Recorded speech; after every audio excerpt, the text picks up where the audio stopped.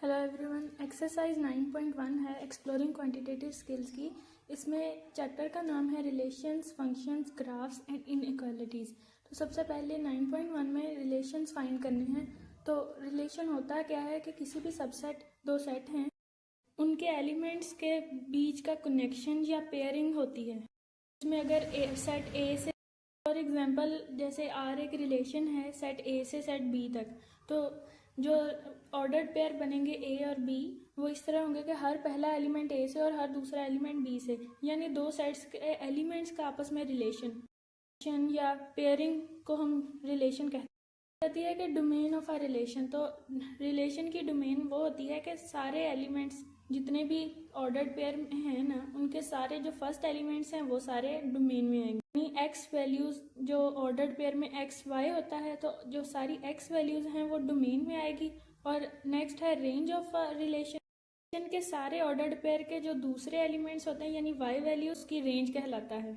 एक रिलेशन है 1a 2b 3a, तो इसमें जो रेंज है वो a b है और इनका एक सेट होगा, और जो डोमेन है वो 1 2 और 3 है, इसका एक सेट, तो वो डोमेन का एक सेट आ जाएगा।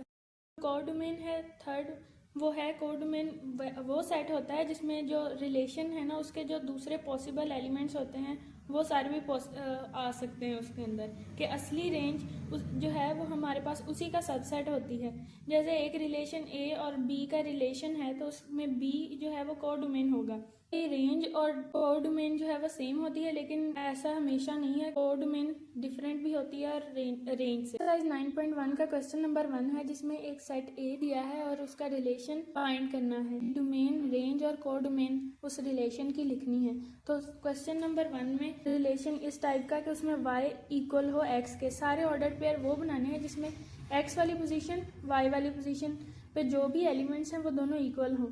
तो इस सेट में से लेंगे 1 1 2 2 3 3 और 4 4 आ जाएंगे, इनके अलावा कोई भी नहीं आएगा क्योंकि ये कंडीशन सेटिस्फाई करनी चाहिए। अब इसी की डोमेन हर इस रिलेशन में हर ऑर्डर पेयर का जो पहला एलिमेंट है जैसे 1 2 3 और 4 ये डोमेन में आ जाएगा, और रेंज में वो आ जाएंगे 1 2 3 और 4। अब को डोमेन में वो वाले एलिमेंट जो इसकी रेंज हो सकते हैं, तो 1 2 3 4 ये सारे ही रेंज हो सकते हैं, तो कोड में ये सारे आ जाएंगे। नंबर 2 में ये कंडीशन सेटिस्फाई करनी चाहिए रिलेशन को बनाने के लिए, x प्लस वाई इक्वल हो 5 के, यानी वो दो वैल्यूज़ लेनी है जिनको जमा करें तो वो इक्वल आ जाए 5 के। तो इस सेट में से 1 और 4 और 1 प्लस 4 करें तो भी 5 आएगा, 4 प्लस 1 करें तो भी 5, और 3 प्लस 2 करें या 2 प्लस 3 करें तो भी 5। अब जो रिलेशन होता है उसमें जैसे 1 और 4, ये 4 और 1 के इक्वल नहीं होगा, ये अलहदा चीज़ है और ये अलहदा, इसलिए ये सारे लिखने ज़रूरी होते हैं। और इसकी डोमेन आ जाएगी 1 4 3 2, यानी 1 2 3 4 इसका सेट आ जाएगा।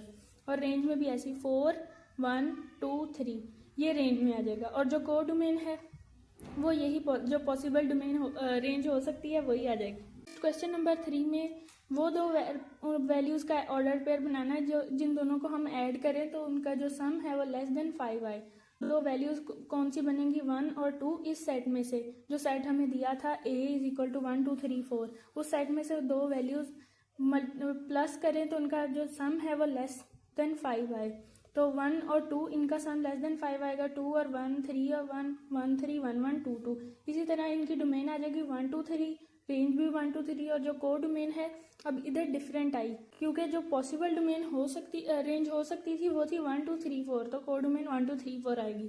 क्वेश्चन नंबर 4 में x plus y greater than 4, यानी दो ऐसी वैल्यूज़ का ऑर्डर पेयर बनेगा जिन दोनों का सम 5 से ग्रेटर हो। तो 3 और 3 का, 4 और 4 का, 3 4 4 3 4 2 और 2 4, इन सब का सम जो है यानी 3 प्लस 3 6, ये भी 5 से ग्रेटर है, और 4 प्लस 4 8, ये भी 5 से ग्रेटर है।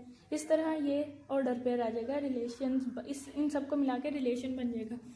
डोमेन में 3 4 और वो 2, तो 2 3 4 का सिर्फ एक सेट बनेगा जिसे हम डोमेन कहेंगे, और रेंज का सेट बनेगा 3 4 4 3 2 4, तो इसका जो सेट बनेगा वो 2 3 4 बनेगा क्योंकि रिपीटेड एलिमेंट्स को हम स्किप कर देंगे क्योंकि सेट यूनिक एलिमेंट से होता है। को डोमेन वही आ जाएगी 1 2 3 4।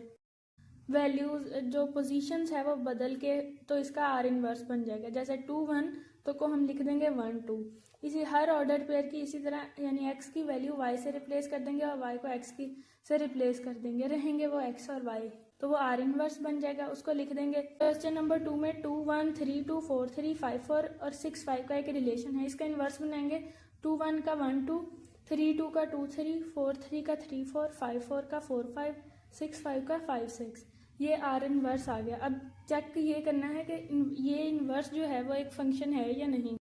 कोई भी रिलेशन फंक्शन है या नहीं वो हम इस तरह डिसाइड करेंगे कि उसकी अगर हर इनपुट यानी डोमेन में हर इनपुट का एग्जैक्टली एक ही आउटपुट होता है तो वो फंक्शन होगा। जैसे इसमें 1 का सिर्फ 2 है और 1 का कोई भी आउटपुट नहीं है, 2 का सिर्फ 3 है और 2 का कोई भी आउटपुट नहीं है, 3 का सिर्फ 4 है और कोई भी नहीं, 4 का सिर्फ 5 है और 4 और किसी के साथ भी नहीं है, यानी 4x वाली पॉइंट पे किसी के साथ भी नहीं है, और 5 का 6 है और 5 किसी और के नहीं है। जैसे 5 किसी और से रिलेट नहीं कर रहा, किसी की और भी पॉइंट पे 5 और 2 5 3 इस तरह कुछ भी नहीं बन रहा, तो ये एक इनवर्स इसका एक फंक्शन है।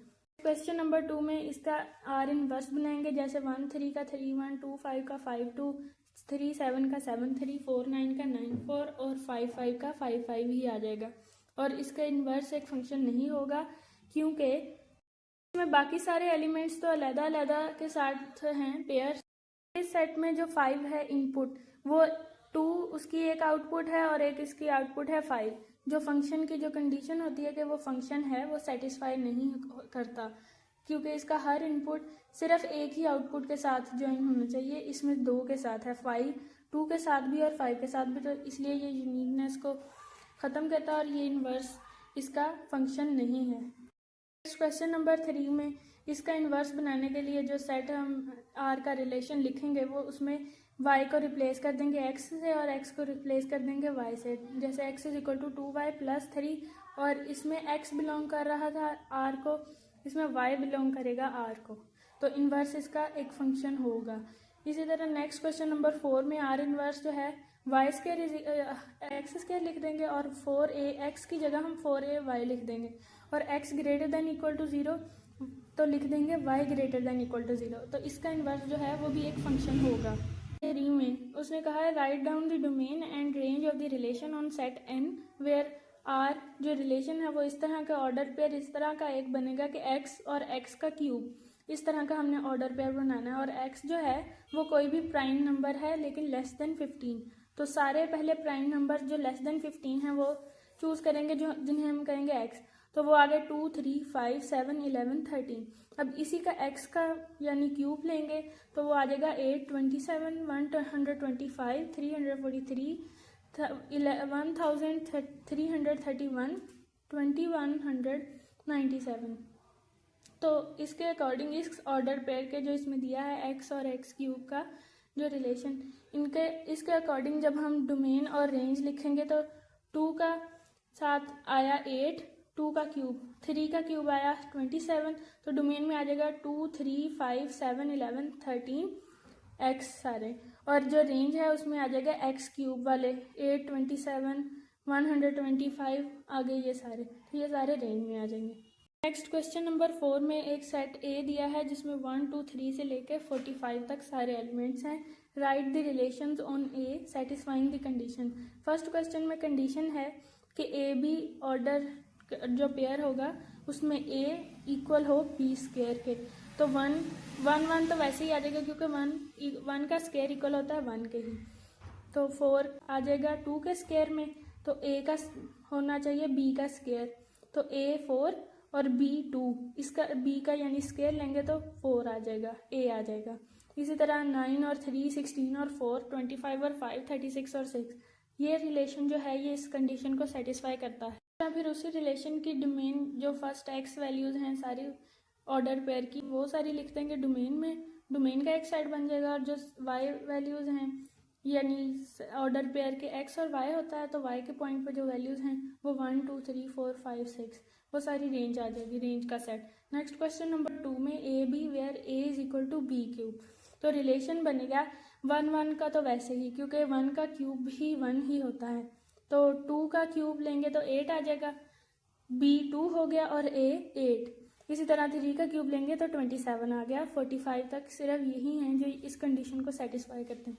इसी तरह इसकी डोमेन लिखेंगे 1 8 27 और रेंज आ जाएगी 1 2 3। नेक्स्ट और 3 में आर रिलेशन है where A is equal to square root of B। तो इसका जैसे A is equal to B square पहले वो लिख लें तो ज़्यादा इजी है, नहीं तो सिर्फ वो वाले लिख लें जिनका स्क्वायर रूट लेके A बन जाए। तो 1 का 1 आ जाएगा, 4 और 2 और 4 यानी 4 का स्क्वायर रूट लें तो 2 आ जाएगा। 3 का 9 4 16 5 25 6 36। इस साइड की डोमेन आ जाएगी, डोमेन का जो सेट बनेगा वो आ जाएगा 1 2 3 4 5 और 6 और रेंज आ जाएगी 1 4 9 16 25 36। सारे एक्सरसाइज 9.1 के ये लास्ट वाला क्वेश्चन था, ये सारे सॉल्व हो